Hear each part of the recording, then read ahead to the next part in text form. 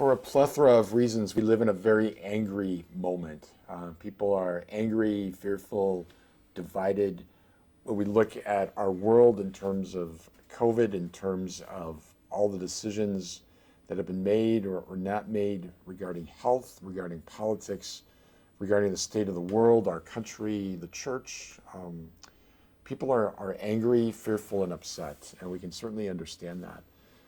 And that's why I think in this current moment, we are called as Christians to be charitable, to be forbearing, to give the benefit of the doubt, that when we're attacked and maligned, to not respond in kind.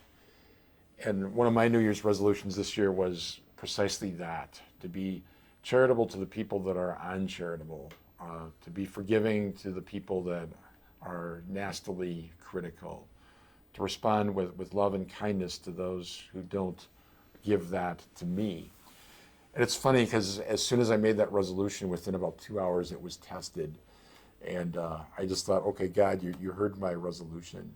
But I just encourage us just to take a deep breath and offer a prayer, especially when we're tempted to lash out in anger at someone else, to harshly criticize a situation that we don't fully understand, to offer one more complaint to the pile of somebody's list, and instead to step back and ask, what am I grateful for?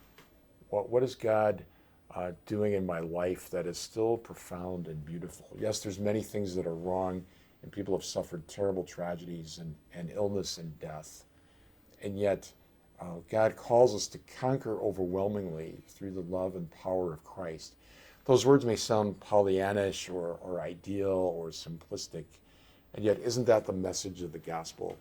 That even when we're in the darkest night of suffering, grief, division, and sorrow, that God's love in Christ is infinitely more powerful than all of that. And I need to trust and surrender over and over again to his sacred promise of salvation and forgiveness. The world doesn't need any more anger, criticism unjustly, or acrimony from us.